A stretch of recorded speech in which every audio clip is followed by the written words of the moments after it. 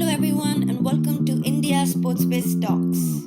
Our main objective is just doing good for the community, doing what we can for basketball in our limited capacity, and we hope to continue to do that. Today, we have with us Vishnu Ravi Shankar, who heads the mergers and acquisitions practice at a law firm called Ishwars. He's also the founder and CEO of Pursuit India Sports and Entertainment, which is India's leading basketball management company. He was also formerly the partner at Eklavya's, one of India's leading basketball media companies. Vishnu, welcome to the podcast. So, apart from leading successful basketball business developments in India, you've been in the field of law as a professional. Why and when did you decide to dabble into sports, specifically basketball? Okay. So it all started 5 years ago, and by 5 years ago, I meant my entrepreneurial journey started 5 years ago. But I've always been into sports as a kid. I was a swimmer. I played basketball when I was a kid, in school, through college, and I was always, very passionate about the game. I'm obsessed with NBA basketball. So been a fan for a long, long time, as well as you can say an amateur athlete. 5 years ago, after law school, I was working in a corporate law firm at the time, and say 3.5, 4 years after graduation, I was working in Delhi. I was working in a firm called Trilegal, and decided that I wanted to do something more than just being a lawyer. I wanted to do something which had a definite impact on the sporting community, especially basketball. So that was the time then that we started Eklavya's, Gopal and I, and it started from there. See, the thing is, it was sort of like, it's not like how it is now, where there are a lot of platforms, social media platforms for people to watch and follow basketball. I mean, at least there are 2, 3 which are pretty popular, like Overtime India, Eklavya's. But at that time, all those platforms didn't exist, so we didn't really know anything about Indian basketball.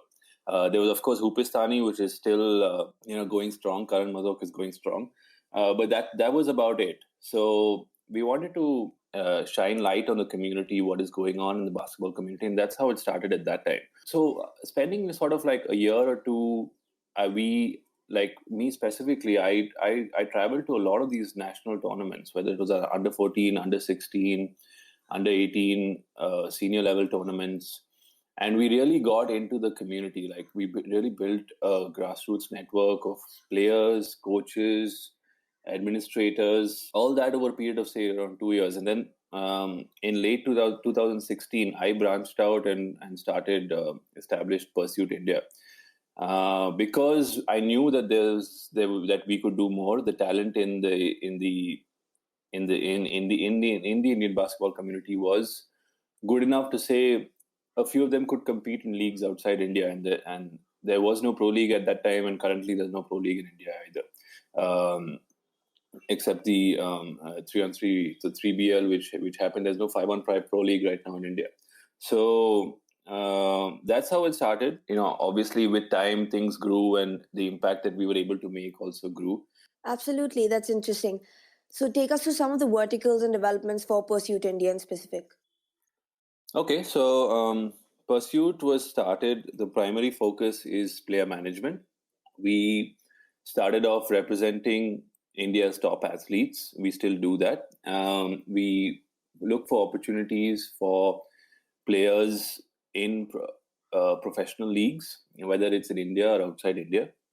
We have obviously a couple of our major achievements have been Amjot Singh in the NBA G League and Amritpal in NBL Australia.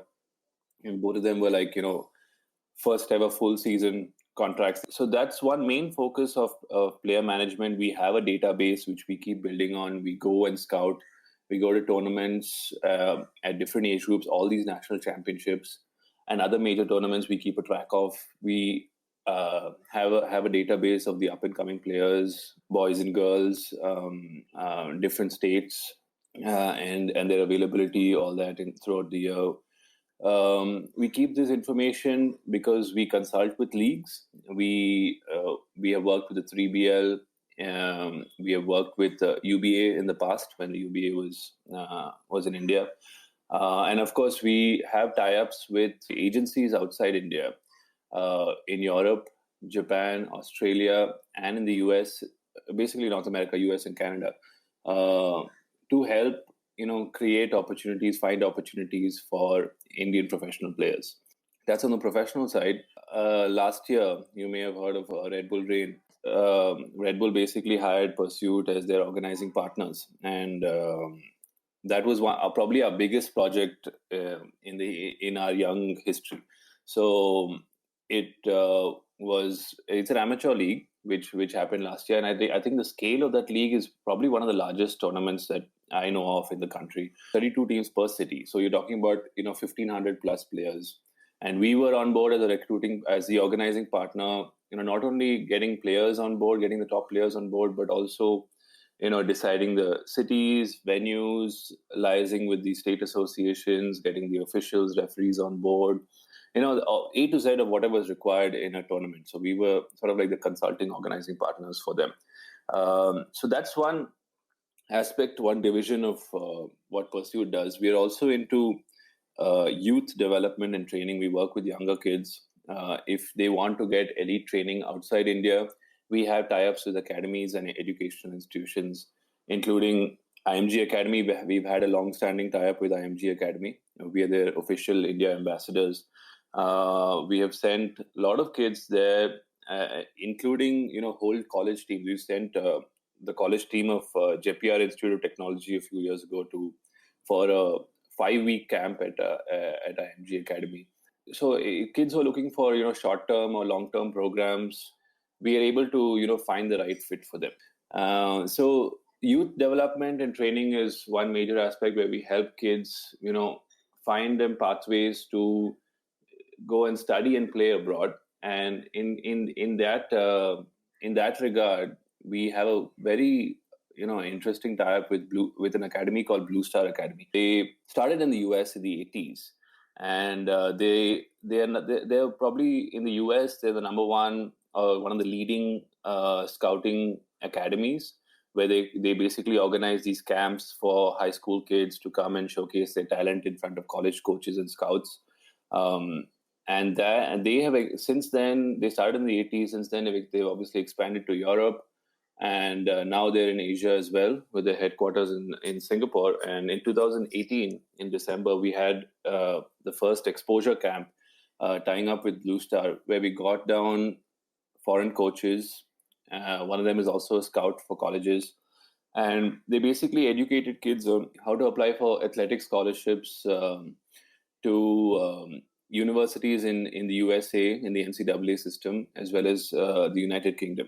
And in fact, the one of the coaches who's also a scout is a former NCAA player herself. She played Division 1 basketball at Drexel University. So, and that is something which we want to do more often. We want to have more of these camps where we are able to get these coaches down, and they basically they identify kids and help them be on the recruiting report of all these colleges. So it's not only Division 1, right? There's also Division 2, Division 3. So there are many options available where you can combine, getting a good education as well as, basically through your athletic ability. So that's an interesting avenue for, I think, parents to explore. And that's something that we facilitate. So you mentioned where you're scouting the talent from, a lot of these camps that you're hosting, but also visiting a lot of national level camps. But are there particular states that are providing a lot of traction, or where more talent is emerging from? Yeah. You could say that. Definitely Punjab is up there. Punjab is one of the, like, all our top players on the men's side are from Punjab. So it's like a hotbed of talent, especially for big guys. I don't know, it's something in the soil over there, I guess, something they eat. It's just, we're noticing that a lot of our players are coming from there. Even, some up and coming women's players like Harsimran is from Punjab. So I think a lot of the forwards and the bigger guys, even the younger people, if you look at like Aman Sandhu and Prince Pal, they're also from Punjab. So it's definitely one of the major producers of basketball talent in India. At the same time, if you look at the women's side, Kerala is right up there. Um, the Kerala women have always been consistent. I mean, majority feature of the India teams. I think when coach Francisco Garcia was the coach of the Indian women's team, I think at one point in one of the tournaments, 4 out of the 5 starters were from Kerala. There are certain places in each state. For example, Tamil Nadu has certain places like Chennai and Coimbatore where there's own intrinsic basketball communities, and even if you look at the Northeast, they're crazy about basketball. Mizoram, especially the Mizoram Super League, is probably the only state league in India that's been running for this sixth season is going to start soon. So there's a lot of these pockets of places in different parts of the country that are basketball hotbeds. But if you look at majority over a period of time, yeah, Punjab and Kerala, Punjab on the men's side, Kerala on the women's side, have been producing the maximum number of players. So far, what has then been the hardest part for you managing a basketball agency in India? And subsequently, what would you consider your biggest victory? Well, the hardest part would be, I mean, obviously the opportunities are limited, right? It's a very niche market. So in that sense, I wasn't. I mean, I still don't look at it as like a primary source of income for me. So I don't put that pressure on my company on Pursuit to become like this big company where I'm able to not do anything else and just be an entrepreneur, right? So that's why I've always kept law as my primary focus, because I know that this market and these opportunities are limited. So in that sense, I look to take on specific projects which I know that we'll be able to do a good job. We'll be able to deliver. We have the right bandwidth and network and knowledge to execute such projects. Red Bull Raid, for example, or working with our players. As a result of the NBA India games that took place, where do you see the landscape headed, and how does Pursuit then plan to establish itself within this global setting? Right.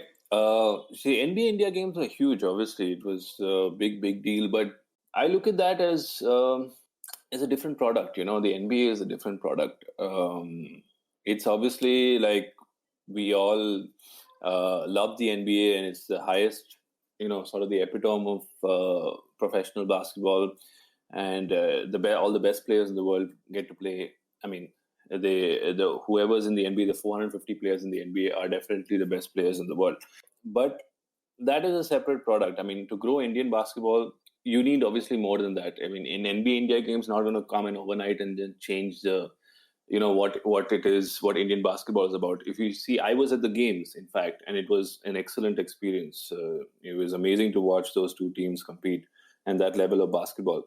But even if you see all the fans over there, I mean, they have grown up watching the NBA, and I don't think they know. If you ask probably half of them, they won't know anything about basketball in India or anybody on the Indian team. So those are two separate things. Obviously, there's a lot of focus on India. There's always been a lot of focus on India. The NBA itself is doing a very good job in terms of their grassroots program, as well as the elite academy. But there's only so much that they can do without the help of the federation. So I think the federation needs to really put a proper program in place to develop talent. And I think they have the ability to actually get a pro league going if they tie up with the right people and they take it forward. And I think an overhaul of the system is required. Yeah, absolutely. So you mentioned striking a balance with the administration. How do you, as a sports agency, recommend striking a balance between such commercial and non-commercial entities? Right, very very good question. Very difficult to answer. Personally speaking, we've always wanted to have a very good relationship with the federation, because we know that they are the governing body of Indian basketball at the end of the day. Like I said, they're very well-meaning people and very capable people out there who are able to. I mean, who I think if they bring on board, and they are, I mean, they do it in the right way, in terms of a professional manner, like compensating people well and getting the right talent on board and mobilizing resources and funds for this. A lot of these people could really contribute and make a difference. Generally speaking, it's always important to strike a balance with the governing body, waiting for support from the federation. Like, we are doing what we can with our limited resources. Imagine if the federation gets involved and gets all the right players, opens up to the NBA, or if somebody like the UBA, then a lot of things could happen for the sport. 100%. Um, Additionally, there's a lot of emphasis that's given to grassroots talent in the country, and from a development standpoint, that's relevant. But do you think we miss the more localized spots like schools and colleges to just generate more fan engagement? Right, 100%. Yeah. So obviously that's important, and I think something like a television or having these games played online would definitely help. You don't see that much, and obviously more promotion and coverage of these games on social media and all these platforms would definitely help. And it's important. It's important for the players to feel like there's somebody behind them, for the fans to feel like their college is doing something. There's something that they can cheer for, whatever sport it may be, and that really ties into the whole overall picture, right? Like, people in India. The thing is, in India, sport is obviously a leisure activity. It's a recreational activity globally, and in India, people don't have. It's still a developing country, so people are looking to do things to get by, in terms of making their life and settling down and all that kind of stuff. So sport takes a sort of a back seat in that perspective. I'm not saying that's true for all developing countries. If you look at Brazil or look at countries like that, sport is very, very important because it's part of their culture, but you don't see that much over here. A lot of focus is on academics growing up, and because obviously people want to, at the end of the day, live a good life, and that would mean doing well in your studies, and then getting a good job and all that kind of stuff. So I think it's still there's still a long way to go, and comes from a change of mindset right from the parents, right? So to encourage them to, a lot of parents nowadays, they understand that, because we work with a lot of parents, we talk to a lot of parents, and they get it. They get the fact that sport helps you overall, in the sense that it teaches you all these life lessons, right? Like teamwork, leadership, confidence, all that stuff. And in some cases, for many kids, it actually helps improve what they're doing in their academics, in terms of concentration and all that kind of stuff. So these things are changing, but there's still a long way to go. Talking from a women's basketball standpoint, it isn't in the spotlight as much. So, give us your take on the current crop of talent and what are the right channels to streamline such talent. Okay. Women's basketball, if you say, I would say basketball itself is not in the spotlight in India. So whether it's men's basketball or women's basketball, obviously, even in that ecosphere, women's basketball probably takes a back seat as compared to men's basketball. It's something that if you see, a women's team is the last tournament that I saw live was when they, in that FIBA Asia Cup, when they went from level B to level A. So they won the level B tournament. So and that was beautiful to watch. The women's team does have talent, but I think it's the overall, whether it's the men's team or the women's team, it's about the right kind of coaching, the right kind of facilities given to them. We need to develop more bigs. We need to change our coaching style for the bigs, especially developing a more all-round game for them, not just playing inside the paint. I think that in the future, maybe things do look hopeful. There's a lot of younger kids. As long as they're handled well, they continue to grow. You would see a lot of good things in the future, especially given these bunch of girls who've now gone to the US, starting with Sanjana Ramesh. You never know how they're going to develop. Hopefully they develop the right way and they come back to India and contribute to the Indian team. How has the perception of brands, organizers, and investors towards basketball changed over the years? And can you give an example of a successful campaign or a partnership from the past? Sure, yeah. So I think there's always this intrigue factor because basketball is such a popular sport globally.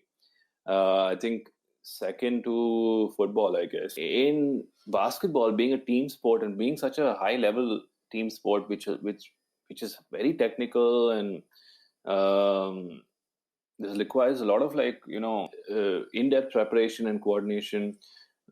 It's not easy to produce that that level of success. Even say an Amjot going to the NBA G League or Amritpal going to Australia developed. I mean, it did get some good amount of media attention, but then the fact that there's no player in the NBA yet. Of course, Satnam got drafted, but he never played in the NBA.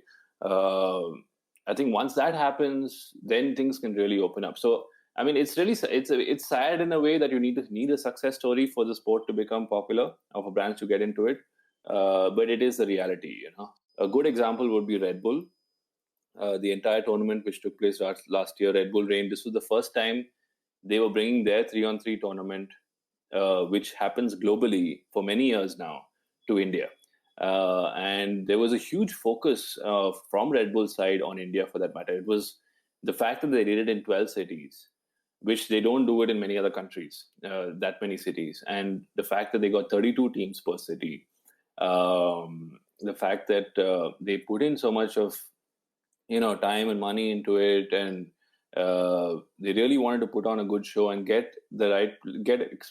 exposure to the right kind of players, and obviously that opportunity to go and play in the world finals later. So and the national finals in India itself was very, very it was a very good event. So I think and Red Bull wants to do that again year on year. So, and they want to grow every year. So I feel like a brand like Red Bull, obviously they've always been into niche sports like adventure sports and all that kind of stuff. So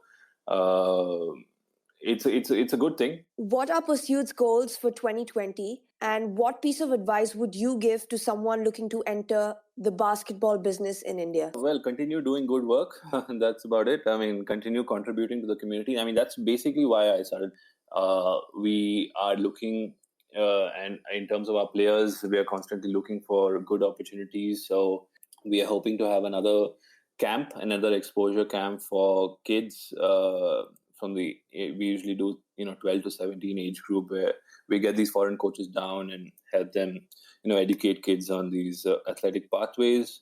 I mean, this is still very early stages, but we are hopefully talking about sort of organizing a mini pro league. Let's see how that works out.